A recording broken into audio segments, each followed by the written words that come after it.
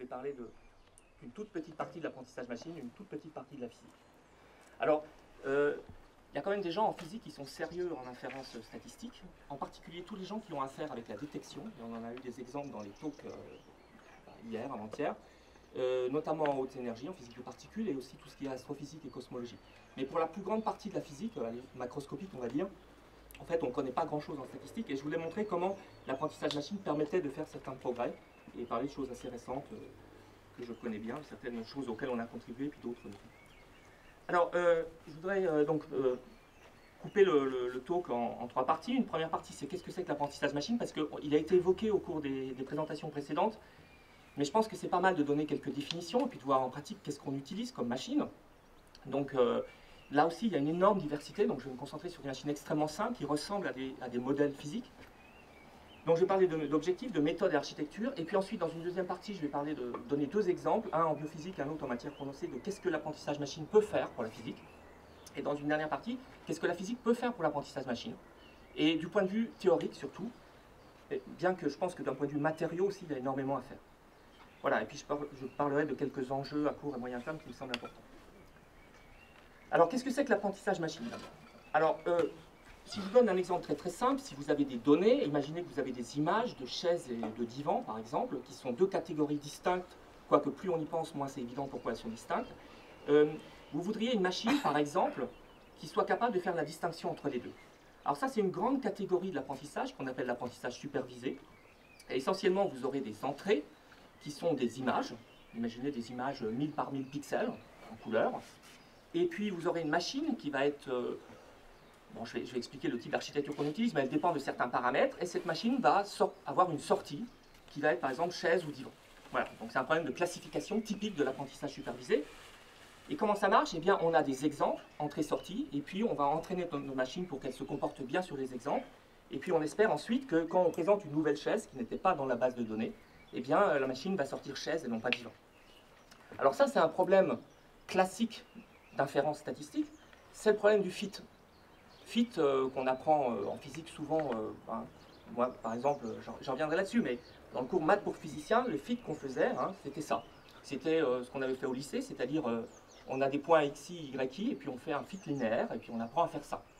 Alors donc c'est exactement le même problème ici, sauf qu'on n'est pas en dimension 1, on est en dimension 1 million, voire beaucoup plus, et donc il y a des tas de problèmes qui se passent en haute dimension, notamment lorsque vous avez beaucoup de paramètres, et peut-être aussi beaucoup de données, mais combien de données par rapport au nombre de paramètres, c'est pas évident, eh bien il y a des tas de problèmes qui se passent, en particulier des problèmes de surapprentissage, overfitting en anglais, c'est-à-dire vous pouvez très très bien fitter vos données, mais ensuite ça va très très mal généraliser sur une nouvelle donnée. Donc ça c'est une des grandes catégories de l'apprentissage. L'autre grande catégorie qui va m'intéresser particulièrement pendant le talk, c'est l'apprentissage non supervisé. Alors là c'est pareil, sauf qu'il n'y a que des entrées, il n'y a pas de sortie. Donc en fait l'idée c'est, maintenant je vous donne des images de chaises uniquement, par exemple, et vous allez entraîner une machine, et cette machine va vous créer des représentations. Alors l'idée de représentation, elle existe dans beaucoup de domaines de la science, elle existe en maths, mais là c'est vraiment l'idée de représentation qui vient des neurosciences, c'est-à-dire on va dire, on associe un vecteur, là vous avez un vecteur en dimension 1 million par exemple, pour une image 1000 par 1000 pixels en noir et blanc, à un autre vecteur dans un espace de dimension plus petite, généralement, mais pas forcément. Et alors, la question, c'est de savoir quel type de représentation on veut avoir. Eh bien, on veut trouver des représentations qui peuvent faciliter l'interprétation des données. Et une grande classe d'apprentissage non supervisé, c'est ce qu'on appelle la réduction dimensionnelle. Donc, imaginez votre image qui est dans un espace à 1 million de dimensions. Bon, là, j'ai juste 3 dimensions sur mon écran. Eh bien, il peut être que si on fait bien attention, on choisit des bonnes projections, des bons plans, on va trouver que beaucoup de choses qui se passent, enfin très peu de choses se passent en dehors de ces espaces de basse dimension. Et donc en fait, si on connaît la projection de notre vecteur de très haute dimension sur ce plan, par exemple, ou sur cet espace de basse dimension, eh bien on connaît déjà beaucoup de choses sur les données. Donc ça, c'est le principe de l'analyse en composante principale, dont vous avez sûrement entendu parler, qui consiste à faire une régression linéaire de basse dimension sur vos points. Alors une fois que vous avez fait ça, alors vous avez simplifié votre problème, au moins vous pouvez le visualiser, en tout cas le représenter facilement sur votre machine. Et puis vous pouvez découvrir, vous pouvez le découvrir et vous voyez par exemple l'apparition de partitionnement, ce qu'on appelle des clusters, des agrégats. Et ensuite, vous pouvez attribuer des couleurs à ces différents agrégats. Alors notez que comme c'est de l'apprentissage non supervisé, je ne savais pas au départ qu'il y avait des couleurs, j'ai juste des points. Mais je vois que naturellement, ils vont se disposer en 4 clusters, et donc c'est peut-être 4 classes d'objets différents, et après c'est intéressant, on a quand même réduit la complexité du problème. Donc ça, c'est une des motivations de chercher des représentations. Une autre motivation, c'est que ça peut faciliter le traitement des données. Donc là, je vous donne un exemple un peu trivial, mais si les chiffres arabes ont remplacé les chiffres romains, c'est pas parce qu'ils ont une signification supérieure aux chiffres romains, non, ça exprime exactement la même chose, c'est simplement que c'est une représentation qui est meilleure pour faire des calculs. Tous les calculs algébriques normaux, standards, on les fait beaucoup plus facilement en représentation avec les chiffres arabes qu'avec les chiffres romains.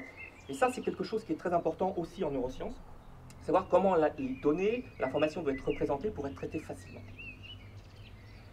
Enfin, le dernier, un objectif important de l'apprentissage non supervisé, c'est l'aspect génératif. C'est générer de nouvelles données. Si vous avez une machine qui a compris le concept de chaise, ça veut dire quoi? Ça veut dire qu'elle a trouvé des bonnes représentations. Normalement, vous devriez être capable de vous balader dans l'espace des représentations et de repartir dans l'espace des entrées et de créer de nouvelles chaises qui ressemblent à des chaises, mais qui ne sont pas du tout dans la base de données. Donc ça, on a besoin de ce qu'on appelle le modèle génératif. Donc, et on a besoin de représentations adéquates, on a besoin de manipuler les représentations pour pouvoir faire ça. Alors, comment est-ce qu'on fait ça en pratique? Alors, je repars sur l'apprentissage supervisé un instant.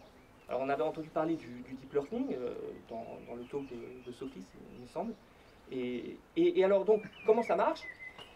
Alors, l'idée, c'est d'avoir des machines qui vont faire un mapping entre des entrées X de dimension n très très grande devant 1 et une sortie Y, typiquement de dimension très faible, par exemple 1. Dans le cas, vous voyez, si vous avez des images 1000 par 1000, n c'est 10 puissance 6, et puis Y c'est 0, chaise, 1 vivant. Alors la machine la plus simple qui fait ça, c'est une machine qui a été inventée à la fin des années 50, le perceptron. Alors qu'est-ce qu'elle fait? Elle fait juste une sommation pondérée des entrées, donc chaque pixel X indice I, avec un poids WI, ici, vous voyez. Et puis on va appliquer une fonction non linéaire de ça, et puis ça me sort quelque chose entre 0 et 1, avec une fonction f de u de type sigmoïdal. Alors vous voyez, c'est pas toujours 0, c'est pas toujours 1, c'est une fonction qui a l'avantage d'être dérivable, et ça c'est important pour la suite. Mais bon, généralement, c'est du 0 ou du 1 quand même. Alors, les réseaux profonds que les gens utilisent maintenant, c'est exactement ça, mais c'est généralisé, c'est des itérés de perceptron.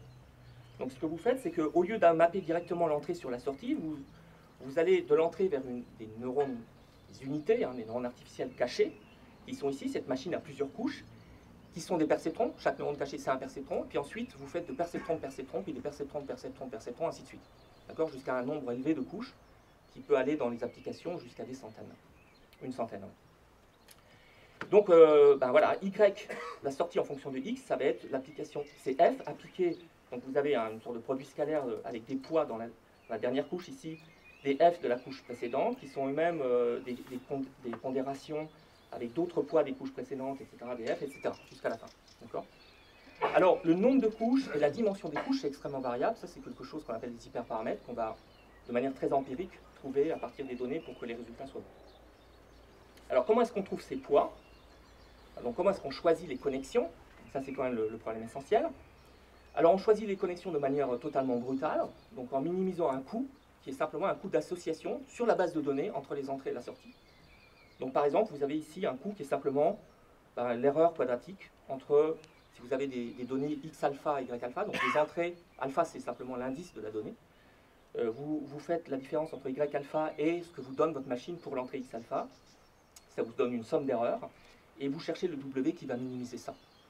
Et ce que font les gens, c'est qu'ils utilisent un algorithme de descente de gradient. Alors il y a plein de subtilités, là, c'est là qu'on rentre dans les détails, qui sont en fait d'une importance majeure. Vous voyez, le principe, il est très très simple.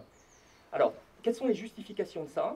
Alors, la justification 0, c'est que, en fait, vous pouvez approximer n'importe quelle fonction avec une machine comme ça.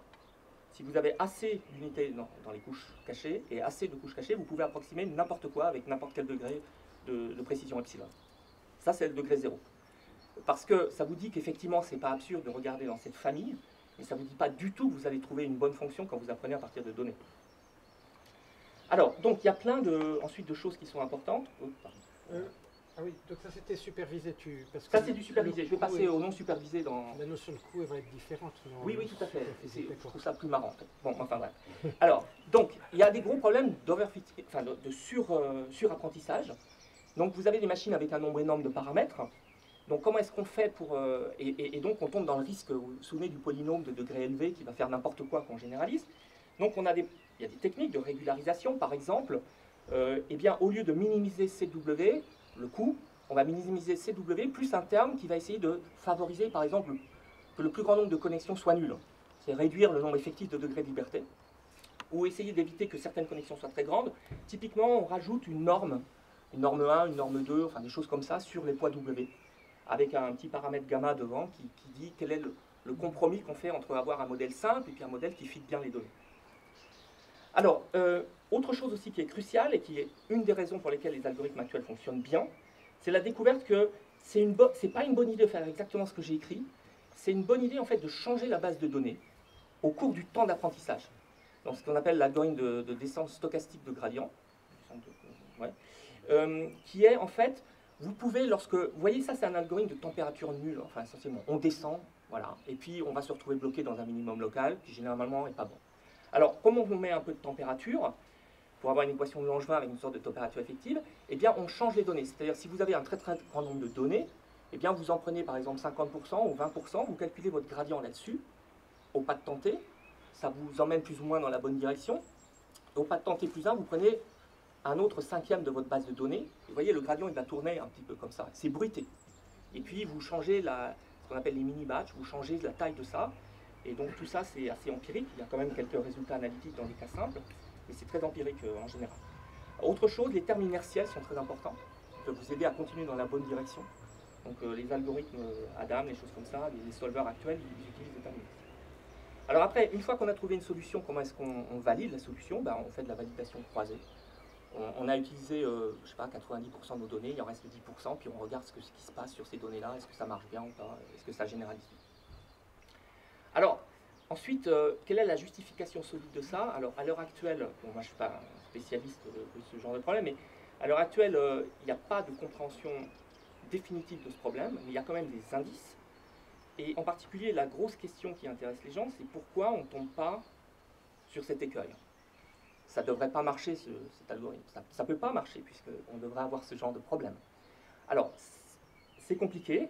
Les indices vont dans deux directions. La première direction, c'est que il faut faire la distinction entre la surparamétrisation, c'est-à-dire qu'il y a beaucoup trop de paramètres par rapport à ce dont on a besoin, en fait, et puis les conséquences de cette surparamétrisation, qu'on mélange trop souvent en apprentissage.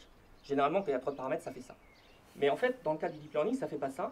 Alors, pourquoi la surparamétrisation, c'est bien? C'est simplement parce que quand vous voulez minimiser une fonction de variable, eh bien, vous voyez, vous allez avoir un paysage compliqué, et plus vous augmentez la dimension de l'espace, plus vous avez de paramètres, plus c'est facile en fait d'accéder aux minima locaux et de sortir de minima locaux. Ça, on voit très bien qu'on passe d'une dimension à deux dimensions. C'est plus facile. Donc ça aide. Ensuite, l'aspect qui semble crucial, et qui a été reconnu récemment, c'est que c'est cet algorithme-là qui marche. Et d'autres algorithmes ne marcheraient pas. Si vous êtes surparamétrisé, ça veut dire qu'il y a plein de solutions qui vont minimiser cette W. Mais elles ne sont pas du tout équivalentes en termes de généralisation. Et cet algorithme de descente de gradient stochastique a des propriétés qui donnent des solutions robustes qui généralisent bien. Essentiellement, ce dont on se rend compte, c'est que si vous avez un problème où le nombre de données, donc j'ai appelé n la dimension de l'espace, et le nombre de données va être en n à la puissance, on va dire, un certain exposant, par exemple, d'ordre n, puissance 1, n puissance 2, n puissance 3, etc., eh bien, cet algorithme-là va vous donner des fits qui sont des fits polynomiaux de même degré pour la fonction f que vous essayez de reconstruire. Donc des fonctions assez régulières. Et alors, ça marche même si dans votre base de données, vous avez des exemples qui ne correspondent pas à ce fit. C'est-à-dire que la situation n'est pas celle que j'ai écrite ici.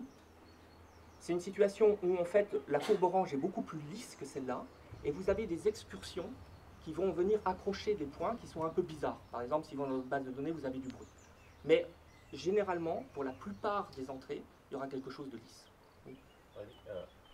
Dans ton exemple, si je prends l'exemple des chaises, et que tu veux faire, tu as plein d'images, et par exemple, tu as la même chaise, et que tu fais tourner en 3D, tu auras naturellement le concept de rotation quelque part, et ça sera valable pour tous les objets en fait.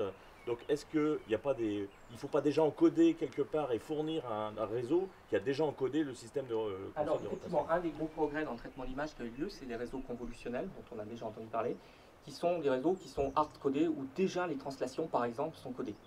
C'est-à-dire, ce qu'on fait, c'est que simplement, il y a des détecteurs locaux qui sont répétés comme ça, qui regardent des fenêtres. Et donc, et ensuite, vous voyez la sortie de ces choses-là, et après, il y aura quelque chose qui font du pooling, c'est-à-dire qu'ils mettent ensemble les sorties. Donc après, tu prends un objet, tu le mets n'importe où sur ta rétine, là, sur ton image, et bien, ça va donner exactement la même sortie. D'accord ? Donc ça, c'est déjà mis à la main pour les rotations. Ça peut être mis, c'est plus compliqué pour les invariances d'échelle, voire pour les rotations, etc. Après, ce qui est intéressant, c'est comment, quand tu ne mets pas à la main une symétrie, comment elle va sortir. Comment est-ce que la machine peut la comprendre. Je trouve ça plus, c'est plus intéressant d'un point de vue conceptuel. Évidemment, d'un point de vue pratique, si tu connais la symétrie, tu as intérêt à la mettre à la main. Hein. La machine, elle peut découvrir une symétrie. Voilà, donc ça c'est intéressant. Oui, il y a des phénomènes de brisure de symétrie qui sont intéressants. C'est-à-dire qu'elle va essentiellement... peut-être j'en reparle au moment où je parle des machines Boltzmann restreintes. Alors maintenant, qu'est-ce qui se passe pour l'apprentissage non supervisé? Alors là, c'est intéressant puisqu'il y a...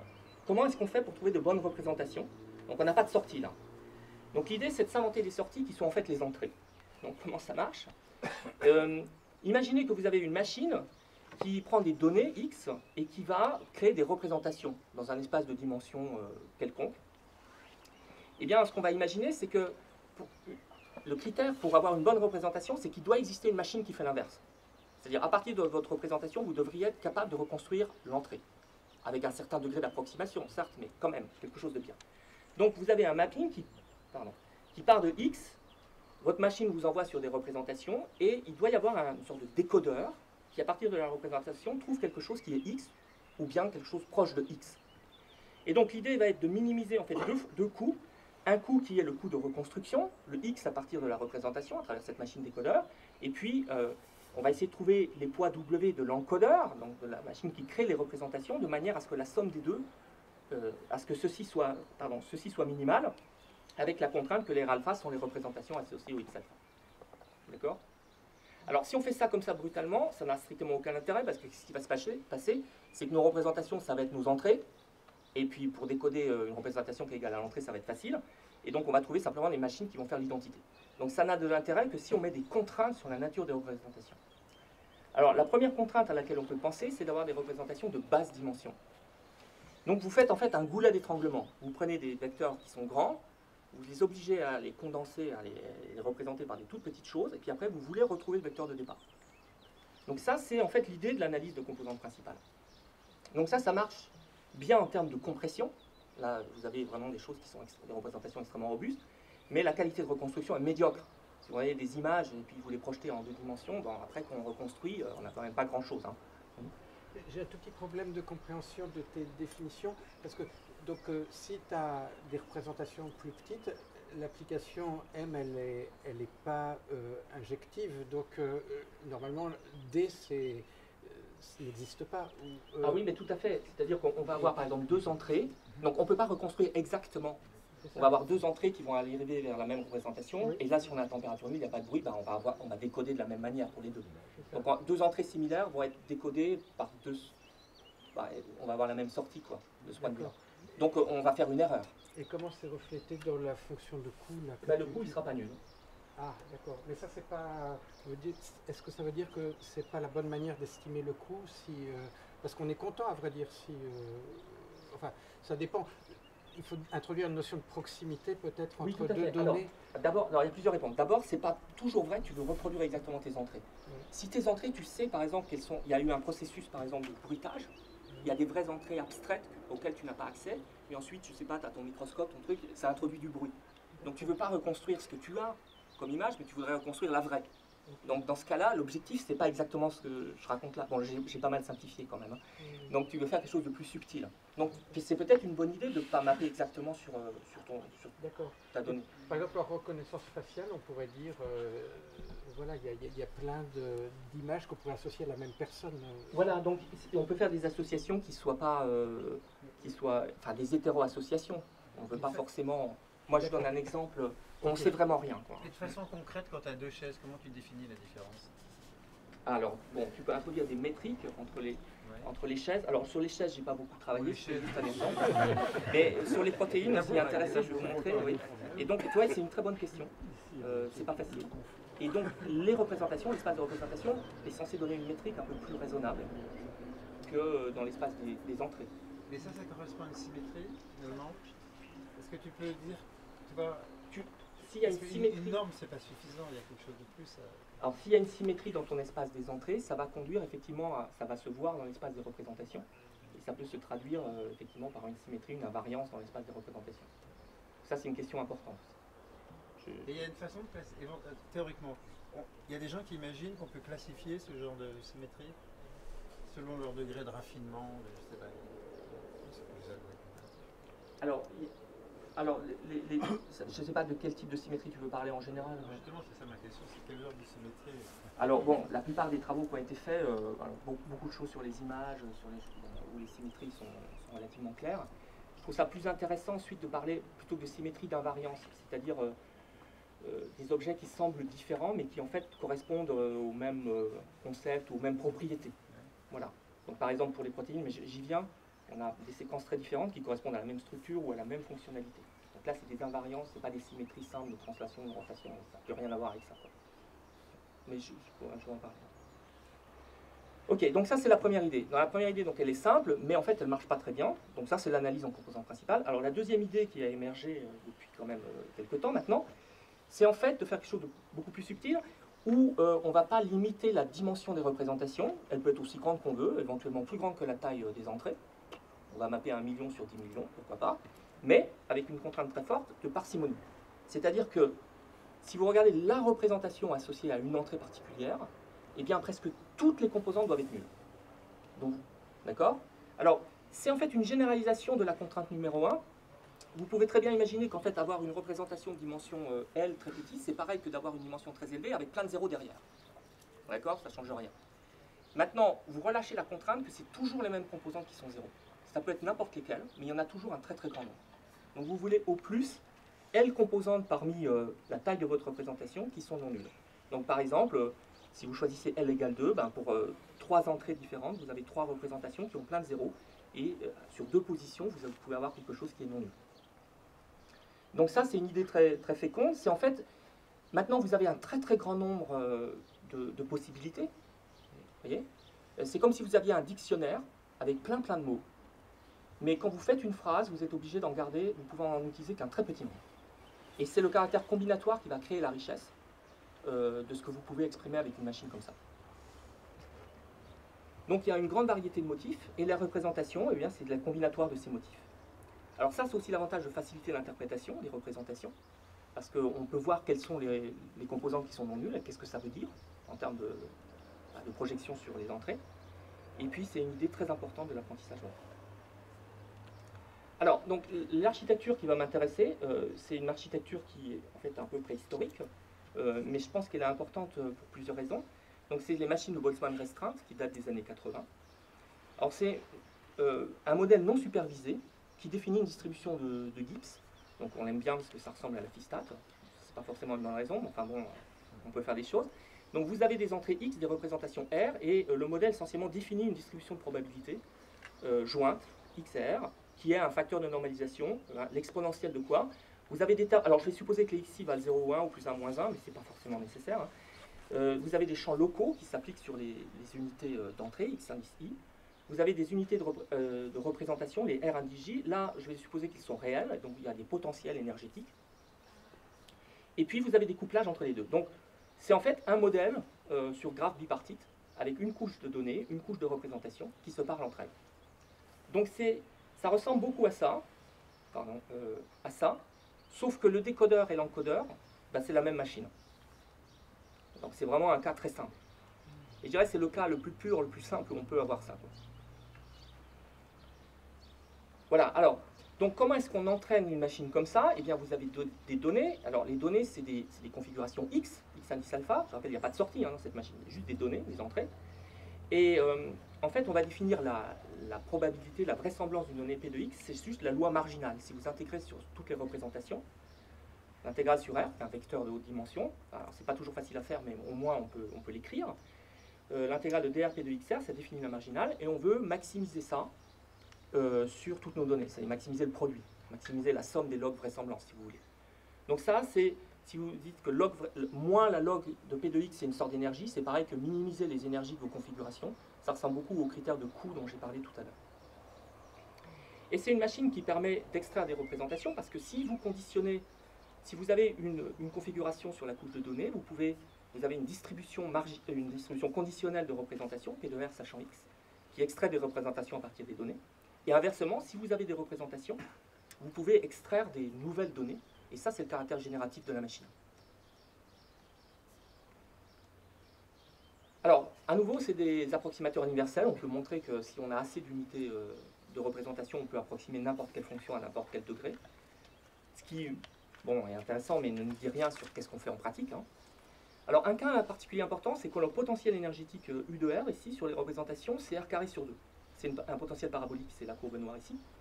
Parce que là, vous voyez, si vous regardez la dépendance en R, c'est linéaire ici dans les couplages avec la couche d'entrée, c'est quadratique ici. Donc en fait, quand je marginalise, j'ai juste une intégrale gaussienne. D'accord? Donc l'intégrale gaussienne, elle se fait facilement, et donc je vais avoir une P de X qui va avoir des couplages effectifs entre mes unités d'entrée. Et en fait, ce qu'on trouve, c'est ça. C'est un modèle d'Ising effectif, mais un modèle d'Ising avec des couplages J, I, I' qui ne sont pas des couplages sur une grille à plus proche voisin. Ça peut être n'importe quelle matrice qui couple mes différentes unités d'entrée. Alors, ce n'est pas vraiment un modèle d'Ising, c'est en fait la matrice JJ, elle est donnée par ça. Enfin, pardon, ce n'est pas un V ici, c'est un W. Et c'est une matrice de rang M, le nombre d'unités de représentation. Et en fait, c'est une réalisation du modèle de Hopfield. Je ne sais pas si vous êtes tous familiers avec le modèle de Hopfield, mais c'est un modèle de mécanique statistique qui avait été inventé dans... Je vais en reparler un tout petit peu par la suite, qui avait été inventé au début des années 80 dans un contexte complètement différent.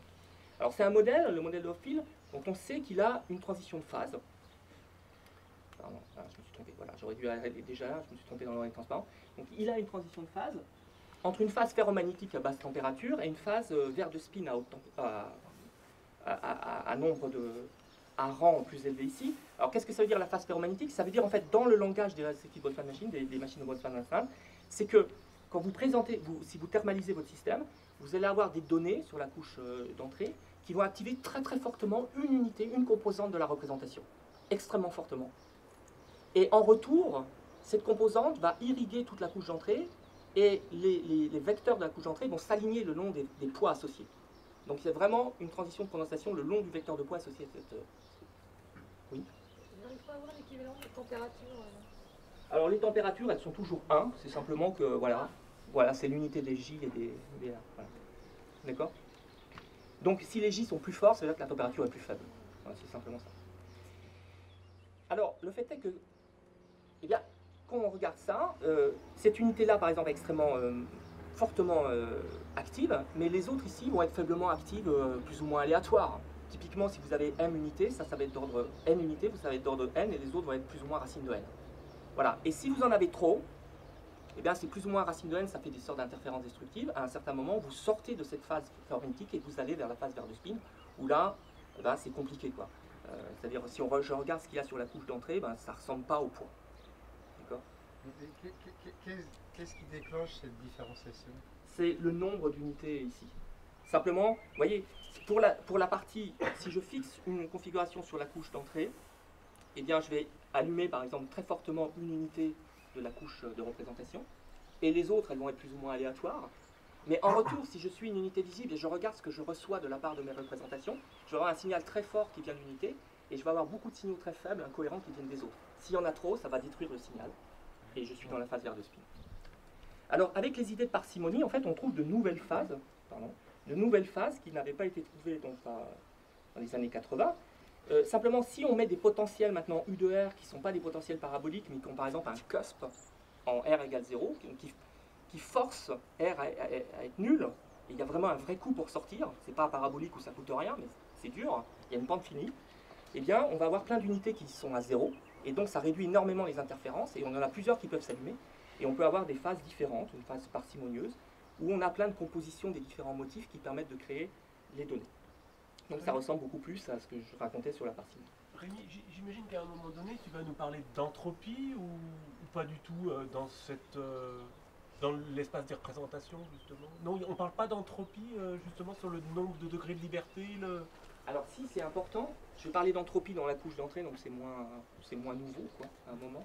Mais oui, c'est important. C'est-à-dire que le mapping de l'entrée vers la représentation, il est totalement probabiliste, hein, c'est stochastique, et donc il y a une entropie. qu'on peut plus ou moins utiliser. Alors ça, à nouveau, ça va dépendre de l'intensité des poids. Si les poids sont forts, elle va être très faible. Ça va vraiment magnétiser. Alors si je veux quand même en parler à un moment, comment en fait, en réglant le rapport d'aspect de ces machines, on peut vraiment en fait tuer ça, quoi. Et parfois c'est utile de tuer ça. Alors, donc, une autre raison pour laquelle donc les machines de Boltzmann restreint, je trouve ça intéressant, c'est qu'en fait, c'est la machine peut-être la plus simple où apparaît cette sorte de dualité entre données et représentation. Il n'y a rien d'autre que ça, en fait, dans cette machine. Et c'est difficile d'imaginer plus simple que ça, parce que là, on va perdre un des deux, et c'est quand même dommage.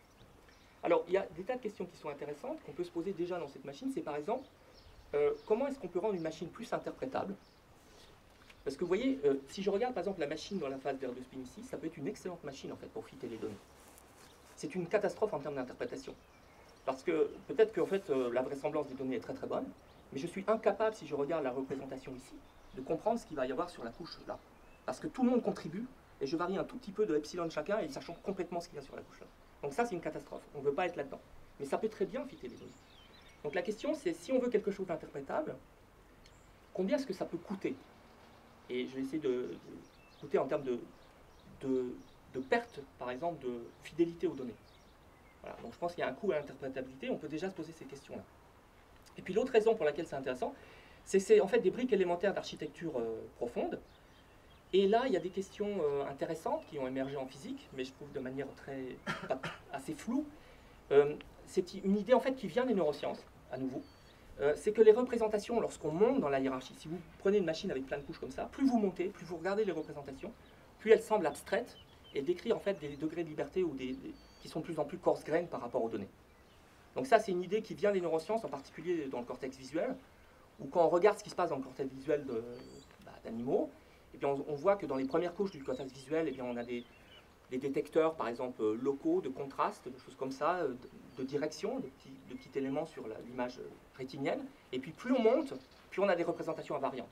Par exemple, si je regarde le visage de Fabrice, on a un exemple, eh bien, un exemple au hasard, en fonction de la distance, de l'éclairage, de l'angle, etc., eh bien l'image que j'ai sur ma rétine, elle est quand même très différente, mais à un certain moment, assez loin dans le cortex visuel, hop, il y a quand même une représentation unique. Et comment ça peut émerger? D'accord? Et donc il y a cette idée que les représentations sont de plus en plus abstraites lorsqu'on monte. Alors, donc je voudrais vous montrer deux exemples, un plus particulièrement parce qu'on y a travaillé beaucoup, et puis un autre de manière plus superficielle parce que je le comprends moins. Donc un en biophysique et un en matière condensée. Donc sur la modélisation des protéines. Alors les protéines, on en a déjà parlé au cours des exposés précédents. Donc qu'est-ce que c'est les protéines? Ce sont des molécules essentielles à la vie. Environ 15% de la masse des cellules sont des protéines, et qui font toutes les fonctions, qui permettent de réaliser toutes les fonctions essentielles au niveau de la cellule, au niveau moléculaire. Alors, ce sont en fait des hétéropolymères qui sont constitués typiquement de 20 types d'acides aminés. Et ces acides aminés ont des propriétés physiques, chimiques et génétiques complètement différentes, par leur taille, leur polarité, leur charge, etc. Et en fait, les interactions qu'il y a entre aminoacides, qui dépendent beaucoup de la distance, bien sûr, elles sont très faibles, typiquement de l'ordre des liaisons hydrogènes, donc très très faibles par rapport à des liaisons covalentes, ce qui fait qu'elles sont extrêmement malléables et réversibles. Et donc ça rend le problème de la prédiction de la structure de la protéine à partir de la séquence extrêmement compliqué. C'est un problème sur lequel les gens ont travaillé depuis des décennies. Et on sait que certaines mutations peuvent avoir des effets. Une mutation, ça veut dire un changement d'aminoacide quelque part le long de la séquence de l'hétéropolymère, peut avoir des effets absolument négligeables. Vous pouvez faire des tas de mutations, il ne se passe rien. Et parfois, vous faites une mutation et ça change complètement la structure tridimensionnelle. Et ça affecte complètement la fonction. Donc voilà, c'est un matériau extrêmement hétérogène et complexe. C'est aussi un matériau extrêmement intéressant parce qu'il est vraiment à la frontière entre la physique et la biologie. On va dire physico-chimie et la biologie, parce que c'est rien d'autre qu'une molécule, c'est quand même un objet physique et chimique. Et en même temps, c'est un objet biologique parce qu'il est soumis à l'évolution darwinienne. Il évolue en fonction de la fitness qu'il donne aux organismes qui le portent. Donc c'est quand même vraiment la frontière, donc ça le rend intéressant. Alors les gens ont beaucoup étudié ça, et un des gros problèmes qui se pose, c'est à quel niveau on doit modéliser ça, si on veut faire des approches premier principe, c'est-à-dire on écrit un hamiltonien, qui tient compte des interactions entre soit les aminoacides, soit les atomes, soit des degrés de liberté intermédiaires, coarse-grained. Et puis ensuite, on va simuler dynamique moléculaire, Monte Carlo. Et puis on espère trouver par exemple la structure. Alors, donc il y a eu peut-être bon, un point de vue un peu personnel, mais je dirais que c'est quand même fondamentalement un échec. Je ne vais pas trop répéter ça. Parce que, en fait, alors, ça marche bien si, pour des petits domaines protéiques, c'est-à-dire on est capable, si on donne une petite séquence de quelques dizaines, on va dire 10, 20, 30 aminoacides, de la replier sur elle-même. Mais si on va sur des protéines qui sont grandes, en fait, c'est un échec, on n'y arrive pas. Alors, on n'y arrive pas parce que les temps de calcul sont monstrueux, parce que les erreurs qu'on fait dans la description, qui dépend du niveau de description en fait, sont telles, s'accumulent de manière telle qu'en fait, on trouve quelque chose de totalement imprécis. Alors l'idée qui a émergé depuis les années 90, au moment où les gens ont commencé à faire du séquençage, au départ partiel, mais de plus en plus massif parce que les coûts se sont beaucoup réduits, c'est en fait d'utiliser l'échantillonnage que la nature a effectué depuis des centaines de millions d'années pour nous aider à résoudre ce problème. Donc on va quitter l'approche premier principe pour faire une approche basée sur les données. Et c'est là que les méthodes d'apprentissage non supervisées peuvent être utiles. Donc les organismes vivants, si vous prenez par exemple une protéine particulière qui fait une fonction absolument fondamentale, comme je sais pas, une polymérase qui va recopier l'ADN en ARN, enfin qui va le transcrire par exemple, eh bien tous les organismes vivants ont cette polymérase. Alors les séquences sont extrêmement diverses suivant les organismes, de la bactérie aux mammifères, mais la fonction est essentiellement la même. Alors c'est en première approximation. Et la structure est aussi essentiellement la même. Donc, ça veut dire qu'on peut imaginer qu'il existe une sorte de paysage abstrait, alors c'est vraiment une hypothèse forte, mais il y a un paysage abstrait qui relie séquence à structure-fonction, qui est partagé par tous les organismes en première approximation, et l'évolution a simplement échantillonné ce paysage. Et nous permet d'avoir des milliers de représentants de bonnes séquences dans ce paysage. Pourquoi ça s'appelle abstrait? Ça me semble très concret au contraire. Alors, parce que c'est pas vrai que tous les organismes sont soumis aux mêmes contraintes. Ils ont des contraintes environnementales très différentes, ce qui fait que le paysage n'est pas unique. Mais il y a quand même, le cœur de la fonction doit être le même. C'est ça que tu appelles abstrait. Bah, disons, il est idéalisé, on va dire. Idéalisé. Oui, idéalisé. Oui, abstrait, c'est pas bien. C'est une approximation. Ça veut dire c'est une approximation de Idéalisation, quelque chose. simplification. C'est une approximation de quelque chose de plus compliqué. Oui, c'est ça. Je suppose que le paysage est le même pour tous les organismes, ce qui n'est certainement pas vrai, mais bon. Et donc, dans cette hypothèse, il existe une probabilité P de X sur l'espace des séquences qui me dit, pour une séquence X, est-ce que c'est un bon représentant de la polymérase ou pas? D'accord? Donc je m'attends à ce que cette probabilité soit élevée pour une bonne séquence de polymérase, et puis très très basse pour l'immense majorité des séquences qui n'ont rien à voir avec les polymérases. Et quand on a dans les bases de données qui sont disponibles sur Internet des séquences naturelles qui ont été extraites de certains organismes, eh bien on a juste des points ici, on en a quelques milliers, quelques dizaines de milliers, et on pense que le P correspondant, il est haut. Il est grand. On ne sait pas du tout ce que vaut cette fonction, mais simplement, ça doit être grand, parce que sinon, il ne serait pas dans les bases de données. Donc, l'hypothèse, c'est que cette distribution a été échantillonnée par la nature au cours d'évolution. Alors, en fait, bon, la vraie hypothèse qu'on fait, c'est qu'on est à l'équilibre avec cette distribution, bon, ce qui est complètement faux, mais bon, c'est pour faire quelque chose. Et ensuite, si on est capable de comprendre, ou au moins de modéliser partiellement cette fonction, on doit être capable de faire du design, c'est-à-dire qu'il existe peut-être des maxima locaux ici, qui n'ont jamais été visités par la nature, et qui donnerait des bonnes séquences, avec des bonnes fonctions. Et ça doit être comme ça, parce que sinon, comment l'évolution pourrait trouver l'aiguille dans la botte de foin? Il doit y en avoir un nombre absolument gigantesque, qui n'ont jamais été trouvés par l'évolution, et qui sont des protéines parfaitement raisonnables. Alors, donc, ensuite, on continue dans la dégradation des hypothèses, donc on va inférer ça avec une machine de Boltzmann restreinte, à partir de quelques milliers de séquences qui sont disponibles dans les bases de données. Alors, je vous montre des résultats typiques qu'on peut avoir, on l'a fait sur pas mal de protéines. Par exemple, là, c'est sur une toute petite protéine, c'est un domaine protéique qui est en fait un domaine de communication. Les protéines peuvent inclure dans leur séquence ce petit domaine qui leur permet ensuite de reconnaître des peptides et puis de faire certaines actions, quoi. Donc c'est un domaine de communication. Alors, qu'est-ce qu'on trouve? Donc on a nos séquences, donc ici c'est un tout petit domaine, hein, il y a 35 aminoacides, on en a plein, on en a quelques milliers. On apprend une machine de Boltzmann restreinte comme je vous ai montré avec ça, et on a quelques centaines d'unités cachées par exemple. D'unités de représentation. Et ensuite, on peut regarder, une fois qu'on a appris, on peut regarder une unité et puis comment elle voit la séquence. D'accord? Donc elle la voit avec certains poids. Alors ici, c'est pas les unités sur la couche d'entrée, ce n'est pas des unités binaires, c'est des unités à 20 états, puisqu'il y a 20 aminoacides possibles. En fait, il y en a 21, puisque toutes les séquences n'ont pas la même longueur. On introduit des gaps pour les formater, pour qu'on les mette toutes dans la même machine. Des séquences plus courtes ou plus longues. Ça, c'est une importance fonctionnelle. J'y viens. Donc, qu'est-ce qu'on voit? Alors, par exemple, l'unité là, vous voyez, donc ici, vous avez le nom de X, vous avez le site, Et là, le long de Y, vous avez l'intensité du poids correspondant. Ça veut dire que cette unité numéro 1, elle voit, par exemple, elle est sensible à ce qui se passe sur l'unité 4 et sur l'unité 22. Et le reste, elle s'en moque totalement. D'accord? Or, il se trouve que les sites 4 et 22, en fait, ils sont voisins sur la structure tridimensionnelle. Donc, en fait, statistiquement, alors, comme ils sont voisins sur la structure dimensionnelle, les organismes ont évolué de manière à maintenir ce contact qui est important pour la structure et donc la fonction. Donc, quand il y a des mutations sur le site 4, il faut qu'il y ait des mutations compensatrices corrélées sur le site 22. Sinon, la structure va être complètement perdue. Et ça, c'est une idée que les gens avaient en biologie dans les années 90, qu'ils n'avaient pas implémentée parce qu'ils n'avaient pas beaucoup de données et de méthodes à l'époque, mais cette idée-là, ils l'avaient de manière très claire. Donc, c'est très joli, ça veut dire que dans les corrélations statistiques, la structure 3D, elle est là.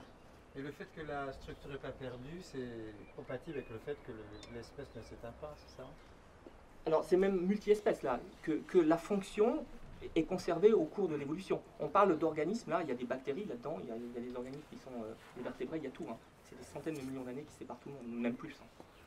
Donc, il y a une vraie interaction avec le milieu extérieur, alors. Parce que il y a des comment dire, cette possibilité est vérifiée par le fait qu'il y a des espèces qui se continuent, enfin, que l'organisme va continuer à survivre dans les mêmes conditions. Pourquoi il y a des organismes qui disparaissent? Ah bah alors, je pense pas que ça dépende que du domaine WW, ça dépend de plein de choses. Non, on regarde juste un tout petit morceau, là. Un tout petit morceau, oui. Alors après, il y a une autre... il y a le problème de l'interaction entre les protéines qui est crucial. On ne regarde pas du tout ici, là on se concentre sur une protéine. Je peux poser une question très bête? Oui. Si on regarde ces séquences W pour des organismes très différents, il y a quand même des connexions dans la séquence ou ça peut être complètement différent? Ça peut être, le niveau d'homologie il est très très faible. Le niveau d'homologie est très très C'est faible. très très faible. On est à 30%, c'est rien. Quoi. Ça peut être vraiment... Il n'y a pas de minimum qui fait que... Non, non. C'est une famille très très peu conservée. Alors c'est très différent par exemple parce qu'on essaie de faire des choses semblables sur l'ARN, les ARN enzymatiques où c'est beaucoup plus conservé. Ça c'est intéressant. Mais là l'alphabet il est plus grand. Oui, il y a C'est bien complètement... plus il y a bien plus de lettres. Donc voilà, donc on trouve par exemple des unités qui codent pour des contacts. On trouve une autre unité là que vous voyez ici, une unité de représentation qui va coder pour autre chose. Alors ça semble bizarre, mais si vous regardez ici, vous avez ce symbole un peu étrange, c'est le gap. Ça veut dire que l'unité est activée de manière positive, les poids sont positifs. Lorsqu'il y a un gap ici, ça veut dire que c'est des séquences qui sont plus courtes. Elles ont perdu un aminoacide par rapport à celle-là. Alors qu'est-ce que c'est? Où est-ce que ça se trouve? Ça se trouve ici sur... Alors ici vous avez la représentation 3D. Vous avez des brins bêta ici. Et puis là vous avez une partie qui est flexible, hein, qui est une loupe de la protéine. Et en fait cette loupe elle peut être plus ou moins longue. Ça c'était quelque chose que les expérimentateurs connaissaient très très bien, hein, les biochimistes connaissaient. Et on sait que en fait, ce domaine, il se lie à des peptides et il y a des spécificités qui dépendent de la flexibilité du module. Et si la loupe elle est plus longue ou moins longue, la flexibilité change et ce n'est pas le même type d'accrochage. Donc il y a une spécificité qui est contrôlée par la longueur de la boucle. Et donc en fait, cette unité, elle voit le type de spécificité par rapport aux peptides. Il y a des autres unités qui vont coder pour des choses beaucoup plus évolutionnaires. Elles vont séparer par exemple ce qu'on trouve dans les mammifères de ce qu'on va trouver dans les bactéries. Bon, j'exagère un peu, mais il y a des classifications un peu plus subtiles que ça. Bref, donc il y a tout un type de classification qu'on peut faire. Et puis il y en a d'autres qui sont difficilement interprétables parce qu'elles mélangent des choses. C'est pas non plus miraculeux, hein, faut quand même faire attention. Alors ce qu'on trouve maintenant, si on regarde les couplages effectifs, on peut essayer de les relier à la physique et la chimie, parce que pour l'instant là c'est juste des séquences. Et on voit effectivement que si je calcule par exemple pour tous les paires de sites qui sont en contact sur la structure 3D, eh bien ces couplages effectifs qu'on a trouvés et puis je les moyenne, ça c'est plus qu'une matrice 20 par 20, et ça ressemble beaucoup à ce qu'on appelle l'énergie de Miyazawa-Jerningham, qui est quelque chose que les gens avaient inventé dans les années 70-80, qui mesurait des sortes d'interactions effectives entre aminoacides sur les structures. Donc il y a un lien, ce n'est pas des couplages qui sont n'importe quoi, ça ressemble aux contraintes physico-chimiques, en particulier, il y a des interactions attractives entre aminoacides de charge opposée, des choses comme ça, répulsifs quand ils sont trop gros, enfin on voit ça. Mais il y a de très grandes fluctuations, ce qui veut dire que ce n'est pas uniquement des interactions de paires ici qui sont importantes. C'est-à-dire que pour deux aminoacides donnés, le couplage effectif qu'on va trouver ici dans une famille, il va dépendre de l'environnement aussi. D'accord? Donc c'est juste une approximation qu'on fait ici, et c'est pour ça que les modèles brutaux qui essaient juste de mettre des interactions de paires et puis qui ensuite essaient de replier, ça ne peut pas marcher. Parce que à ce niveau-là, de coarse graining, on a besoin de couplage d'ordre supérieur. Oui. Parce que c'est lié au fait qu'il y a un solvant, il y a du solvant là-dedans dans le monde réel. Donc, tout à fait. Alors quand les gens font des simulations, ils en tiennent compte. Hein. Enfin, ça dépend. Ah oui, ça dépend à quel degré de description ils font. Mais bien sûr, il y a des simulations tout atome ou des choses. Mais alors le problème de ça, c'est qu'ils sont à des niveaux de temps qui sont extrêmement faibles. Alors, maintenant, pour illustrer le caractère génératif, je voulais vous montrer une chose qu'on a faite en collaboration avec un collègue américain à Dallas et Chicago. Donc, est-ce qu'on peut en fait, utiliser le caractère génératif de ces modèles pour concevoir de nouvelles protéines? Alors, on s'est intéressé à une protéine enzymatique, la chorismate mutase, qui est une protéine qui est essentielle dans les voies métaboliques de la production de la tyrosine et de phénylalanine, qui sont des acides aminés, que les champignons, les bactéries, les plantes sont capables de produire, mais que nous ne sommes pas capables de produire. Nous, on peut les acquérir uniquement par la nourriture. Donc, c'est une protéine qui fait 270 aminoacides de long environ, assez complexe en termes de structure, et l'idée brutale était tout simplement de prendre la bactérie E. coli, et là, ce gène, bien sûr, la chorismate mutase, elle en a besoin pour croître, pour faire des colonies bactériennes. Ce qu'on peut faire, c'est lui enlever, et là, il n'y a plus de croissance, parce qu'elle ne peut plus produire ce dont elle a besoin. Mais ce qu'on peut faire ensuite, c'est en fait réintroduire un gène, mais un gène qui est artificiel, qui a été synthétisé par simulation Monte Carlo, avec notre programme de machine de Boltzmann restreint. Donc on fait tourner la machine de Boltzmann restreint sur ordinateur, ça nous donne un échantillonnage de séquences. Alors on a besoin de se mettre à des températures, là on réintroduit des températures pour être assez bas, pour introduire de bonnes séquences. On les réintroduit, et ce qu'on voit, c'est que ça marche. Dans une fraction substantielle des cas, on voit à nouveau une croissance. Alors, ce qui est marrant, c'est que, évidemment, quand on fait tourner sur Monte Carlo, ça coûte pas cher, donc on peut en faire plein. Et si on peut estimer l'entropie, donc là c'est l'entropie dans l'espace des séquences, si on regarde le nombre de séquences possibles auxquelles ça correspond, ça fait environ 10 puissance 25. Alors 10 puissance 25, c'est rien par rapport à 20 à la puissance 270, hein, mais c'est quand même beaucoup plus grand que ce qu'il y a dans les databases. Donc, bon, je ne mettrai pas ma main à couper là-dessus, hein, mais ça montre qu'il y a quand même une énorme diversité qui sont potentiellement totalement fonctionnels. Donc si on croit à ce modèle-là, ça devient intéressant parce qu'on peut se poser la question comment est-ce qu'on évolue dans ce paysage, par des mutations, etc. On peut imaginer des chemins évolutionnaires. Voilà, donc ça c'est des choses qui sont intéressantes. Bon, il ne reste pas beaucoup de temps, donc je voulais mentionner quand même rapidement d'autres... Je peux te poser une question oui. méchante. C'est si tu compares aux autres méthodes, par exemple, tu as cette espèce de concours annuel là où les gens essayent de retrouver des séquences de protéines. Est-ce que ces méthodes-là, elles écrasent toutes les autres ou est-ce que... Tu veux dire CASP, les méthodes de prédiction de ces structure. choses-là. Alors, donc là, on ne fait pas de la prédiction de structure. Donc, le repliement, c'est un peu ça, non?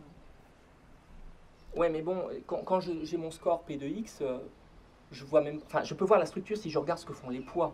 Oui, exactement. Alors, mais après, ça englobe d'autres choses. Hein. Par exemple, la longueur de la boucle, ça c'est... Oui. Alors donc, il y a des méthodes... Ça a été état de l'art jusqu'à, on va dire, 3 ans à peu près, où les gens de Google DeepMind sont arrivés avec des méthodes en apprentissage supervisé, avec beaucoup de structures, qui maintenant font beaucoup mieux. D'accord? Mais c'est du supervisé. Donc avec des méthodes plus puissantes, de ce point de vue-là. Mais ce n'est pas des méthodes génératives pour faire ce genre de choses, par exemple.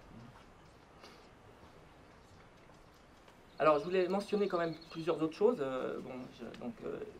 Alors, il y a une littérature substantielle qui se développe dans les problèmes quantiques à N-core, dont je ne suis pas du tout spécialiste, qui utilise ces RBM ou d'autres machines pour faire en fait comme des familles variationnelles. Donc là, on n'est plus dans le problème de l'apprentissage à partir de données, mais c'est un problème de minimisation. Donc ils utilisent des techniques, qui sont ces techniques dont j'ai parlé. Et donc l'idée, c'est par exemple, si vous avez un problème à N-core, imaginez N spin enemy, N boson en interaction, vous avez une fonction d'onde sur vos N variables, imaginons des spin enemy pour faire plus simple, donc les X1 c'est les projections, X2, etc. qui valent plus ou moins 1, et vous avez 2 puissance N projections que vous voulez calculer, et vous voudriez avoir une famille variationnelle assez riche qui vous permet d'écrire des effets intéressants. Par exemple, est-ce que vous êtes capable d'avoir un degré d'intrication tel que la loi du volume va être respectée pour l'entropie d'intrication.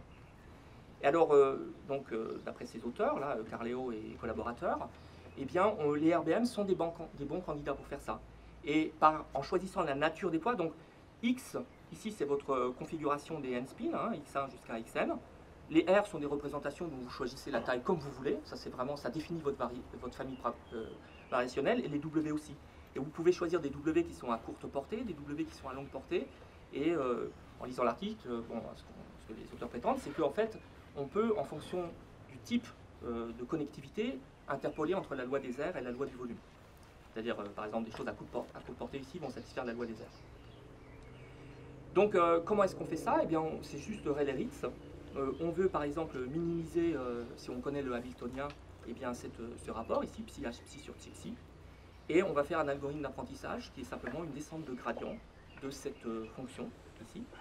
Et donc, on fait ça par échantillonnage. On peut montrer que le gradient, en fait, on peut le calculer de manière approchée en échantillonnant des configurations de x, avec l'idée que la machine de Boltzmann, ici, eh bien, elle code en fait pour les projections xw au carré, pour la probabilité, par exemple, de cette projection. Bon, on va rentrer dans les détails, j'ai pas le temps, mais ce qu'on fait, c'est qu'en faisant une optimisation de ce type-là, on trouve des matrices qui sont de mieux en mieux, et effectivement, l'énergie diminue. Et il y a des exemples d'applications, par exemple, un modèle antiferro Heisenberg 2D. Et ce que disent les auteurs, c'est qu'ils arrivent à faire. Alors ici, vous voyez les poids W qui sont trouvés. Donc là, je pense que c'était, je ne me rappelle plus, je crois que c'était 10 par 10 spins, quelque chose comme ça en 2 dimensions.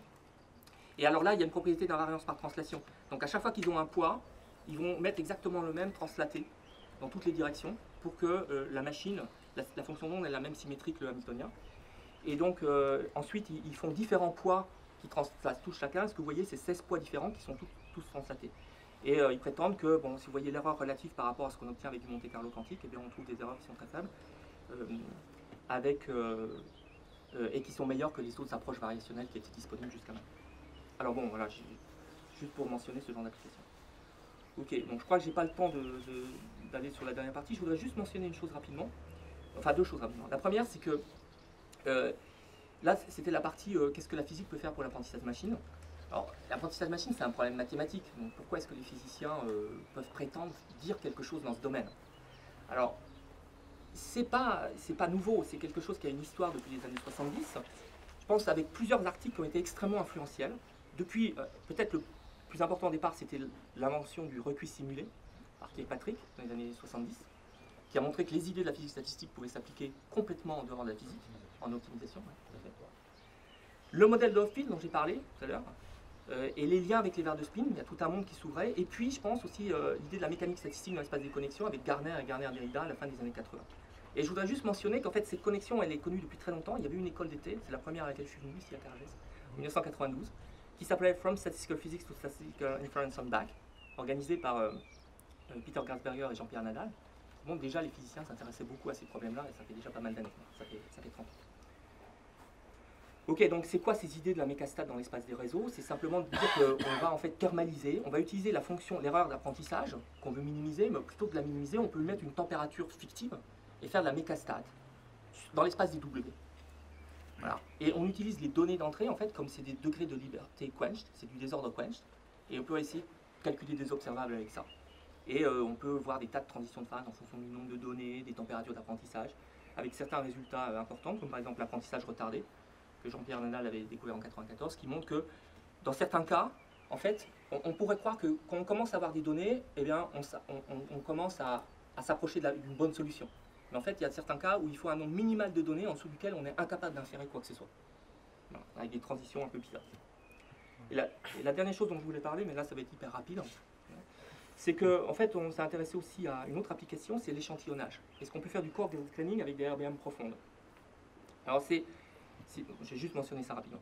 Donc c'est une idée qui est inspirée du parallèle tempering. Donc, je pense que certains d'entre vous connaissent le parallèle tempering. Le parallèle tempering, c'est une méthode qui a été inventée pour essayer, dans les années 80, pour essayer de faire de l'échantillonnage de paysages complexes. Quand vous avez un paysage avec une distribution de probabilité très compliquée, plein de maxima locaux, de minima locaux, c'est dur de faire du Monte Carlo standard en métropolis. Parce que vous vous piégez, vous n'arrivez pas à thermaliser. Donc l'idée du parallèle tempering, c'est de se dire, alors on veut thermaliser une certaine température basse, et ce qu'on peut faire, c'est qu'on va introduire des copies du système avec le même Hamiltonien à des températures de plus en plus hautes. Celui qui a la température très haute, lui, il thermalise très brutalement, c'est très facile, puisque le paysage il est presque plat. En fait, j'écrase tout par un facteur de compression. Donc là, ça thermalise très très bien. Et ensuite, je vais prendre tous mes systèmes, et puis, non seulement ils vont tourner ensemble, ils vont faire chacun leur Monte Carlo, mais ensuite, je vais faire des échanges entre les différentes températures. Et si les températures ne sont pas très différentes, on peut espérer qu'une configuration à une certaine température T, elle n'a pas une probabilité ridiculement faible à une température un peu plus faible. Et donc on va pouvoir échanger, tout en satisfaisant le bilan détaillé. Et ça, c'est très efficace.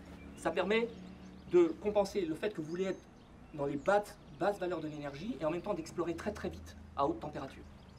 Donc ça permet d'explorer très très bien les paysages. Alors je voulais juste mentionner qu'on a fait ça avec des RBM. Ce qu'on fait, c'est qu'on prend par exemple des données, on apprend une RBM dessus, et puis quand on veut échantillonner, bah, ça échantillonne mal parce que le paysage il est compliqué, quoi. Mais ce qu'on peut faire, c'est utiliser les représentations comme données d'entrée d'une nouvelle RBM qui est au-dessus. Voilà, elle apprend, puis on en empile une autre. Et empiriquement, quand on fait ça, eh bien on voit qu'effectivement, ça échantillonne beaucoup mieux. Alors on fait des échanges entre les différentes RBM, c'est-à-dire la représentation d'une RBM, ça peut s'échanger avec la donnée d'entrée de celle qui est au-dessus. Voilà. Et bon, on peut voir qu'effectivement, ça échantillonne, et plus on monte, plus c'est coarse grain. Donc les dernières RBM, elles font n'importe quoi, elles ont une représentation du paysage qui est très très mauvaise, mais elles permettent d'explorer à grande distance dans le paysage, et puis en redescendant, ça permet d'échantillonner. Bon, alors je voulais vous expliquer pourquoi ça échantillonne. Si je reviens à ton slide où tu représentes une énergie, E de X moins log de P, si tu fais moins P log de P, là tu as une entropie là. Oui. Qu'est-ce que ça tu vois, on sent bien que là quelque part il y a une notion statistique anthropique aussi pour jumper d'un endroit à un autre. Est-ce que c'est aussi des outils qu'on utilise ça ou pas pour quantifier la qualité de... Oui, tout à fait. On peut regarder l'histogramme des différents niveaux d'énergie qui sont explorés. Donc ça peut donner une information sur la taille aussi de l'espace qui est exploré. Oui, il y a des choses comme ça. Alors je voudrais juste finir avec les 3 remarques. Ouais, pardon. Voilà, donc c'était une présentation très biaisée de l'interface entre physique et apprentissage. Comme je dis, je voulais pas, parce que je ne suis pas compétent, parler des domaines là où c'est fait sérieusement depuis pas mal de temps, mais des domaines où c'était pas fait. Je ne sais pas si c'est sérieux maintenant, mais en tout cas, il y a quand même beaucoup d'efforts qui sont développés. Je vais vous montrer 2 exemples rapidement. Alors je pense ça c'est un premier enjeu, à mon avis, qui est important, c'est l'effort sur l'enseignement. Les statistiques, l'inférence, l'apprentissage machine en général, ça ne fait pas partie du cursus du physicien actuellement. Et je trouve que c'est un problème. Le physicien, quand il fait son cours de maths pour physicien, il va apprendre des tas de choses qui sont très importantes, des transformés de Fourier à l'analyse complexe, ça ne s'agit pas de les enlever, mais c'est quand même dommage que les statistiques soient aussi méprisées, quoi. Mais pas seulement par les physiciens, j'ai l'impression qu'elles sont bien méprisées par les mathématiciens aussi. Et c'est quand même, voilà, ce qui se passe en ce moment, ça montre que c'est quand même une grave erreur, quoi. Donc ça c'est la première chose. Donc il faudrait peut-être réfléchir à ça. Deuxième enjeu, et j'ai pas du tout parlé, c'est que l'interface entre physique et apprentissage machine, c'est aussi au niveau matériel. Alors, je suis complètement incompétent là-dessus, mais ça c'est extrêmement crucial. Et il y a le problème de la consommation énergétique, qui est absolument fondamental. Donc là c'est un article, je me suis amusé hier à chercher sur internet, j'ai trouvé ça. Et vous pouvez lire, par exemple, l'augmentation de la puissance électrique consommée en 6 ans. Je pense que la situation n'a fait qu'empirer encore de quelques ordres de grandeur depuis. Donc il y a un problème majeur qui n'intéresse fondamentalement pas beaucoup. Il y a beaucoup de gens en apprentissage machine qui s'en préoccupent absolument pas. Et c'est quand même un vrai problème. Donc je pense qu'il y a un problème matériel de conception de circuits, de dispositifs plus économes, mais aussi sur le plan computationnel, réfléchir au compromis entre vitesse, consommation et erreur. Là, on est dans le diagramme des phases tridimensionnelles à vitesse maximale, consommation, on s'en fout, donc maximale, et erreur 0. Et on pourrait imaginer être ailleurs, avec des circuits qui font des erreurs, qui consomment beaucoup moins, mais qui quand même globalement arrivent à corriger ces erreurs. Et ça, c'est des questions que les gens se sont posées, par exemple, dans les réseaux de régulation génétique. Il y a des tas d'efforts là-dessus, mais dans ce domaine-là, je n'en connais pas. La dernière chose dont je voulais parler, c'est un enjeu, je pense, qui est le problème de l'interprétabilité, et d'estimer le coût. Hein. Bon, j'ai pas le temps d'en parler, mais je pense qu'il y a des tas de questions intéressantes. Ok, moi je m'arrête ici. Et puis je voulais mentionner les collaborateurs sur les différentes choses.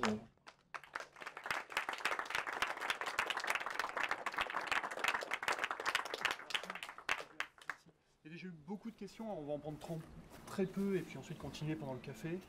Moi, j'ai juste une question pour la consommation énergétique, pas seulement de AI, mais de tout le web et tout ça est absolument phénoménal. Est-ce que les calculs quantiques, si on a des ordinateurs quantiques, etc., pourraient aider d'abord à réduire le coût énergétique et serait utile pour le genre de problème que tu as exposé? Alors là, j'avoue que je suis totalement incompétent pour répondre à ça. Je pense que peut-être certains dans la salle, sous le chapiteau, sont capables de répondre. Il y a quelqu'un de qui était dans mon labo qui s'est beaucoup intéressé à ça. Et j'ai vu un exposé de lui très récemment où il montrait que en fait, l'ordinateur classique, si on prenait justement en compte ces histoires, le problème de l'ordinateur quantique, c'est de calculer une solution avec une erreur qui ne diverge pas, puisque à chaque seconde, il y a des interférences et ça détruit.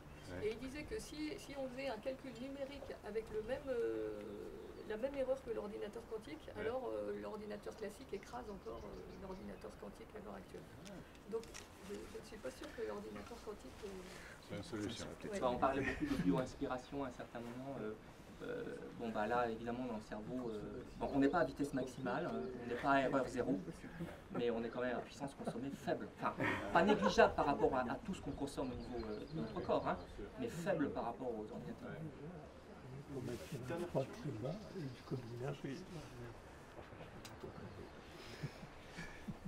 Moi, j'ai été touché par la dernière. J'ai enseigné les statistiques mathématiques à l'école des mines pendant des années. Je partage ton apologie de cette discipline. Et surtout, il y a un risque aujourd'hui, c'est que l'IA, l'enseignement de donc, tout ce que tu viens de présenter, plus les encodages inverses, etc., impose en quelque sorte une diminution de la statistique classique, ce qui est très dangereux, puisque les estimateurs utilisent tout ce qui est fonction de vraisemblance, etc. On n'en connaît pas très bien le comportement, je pense que tu seras d'accord là-dessus. Et donc du coup, on a plutôt besoin de conserver l'esprit statistique. Tu as rappelé des choses ultra connues, les composantes principales, mais on pourrait aller beaucoup plus loin, etc. Donc vraiment, je pense qu'il y a un message très important. La deuxième question est plutôt là sur ma liste. Tu as parlé de générativité. Si j'ai bien compris, ce que vous avez généré, c'est une variante de la molécule qui est interchangeable fonctionnellement. C'est-à-dire qu'elles sont toutes équivalentes. C'est comme si, en gros, voilà, si je dessinais la famille des moteurs à explosion qui peuvent aller à peu près dans toutes les bagnoles. Ça, en regardant les principes. Donc j'ai retrouvé, d'une certaine façon, les minimal rules of design, c'est-à-dire les règles basiques de conception, sans rentrer dans le détail de la physico-chimie de la molécule. Et est-ce que vous vous attaquez à ce qui a été le rêve initial, c'est-à-dire de générer des thérapies, c'est-à-dire d'aller chercher des molécules qui vont avoir tout ce que le rêve de l'industrie pharmaceutique, le stromboscreening, etc. Alors ça c'est compliqué. Donc là ce qu'on a fait c'est pas très ambitieux de ce point de vue-là parce que c'est juste essayer de trouver des protéines, enfin juste c'est quand même pas si facile, mais qui se comportent comme les protéines naturelles. Elles n'ont pas de propriétés apparemment différentes des protéines naturelles. Alors après, si on comprend ce que font les représentations, ça c'était un peu le dernier truc dont je voulais parler ici, mais j'ai pas eu le temps, on devrait être capable de tourner les boutons. C'est-à-dire de manipuler les représentations pour se concentrer dans des endroits de l'espace des données qui font des choses spécifiques. Mais ça suppose de les comprendre, de les interpréter. Ce qui n'est pas encore le cas. Je veux dire, j'ai montré quelques exemples qui étaient jolis, mais il y en a plein d'autres, je ne sais pas du tout ce qu'ils font. Non mais il faut quand même être honnête. Donc si on arrive à mieux comprendre, on devrait être capable de manipuler. Et peut-être d'arriver à faire des choses spécifiques. Ok, on va s'arrêter là et continuer pendant le café. Merci beaucoup.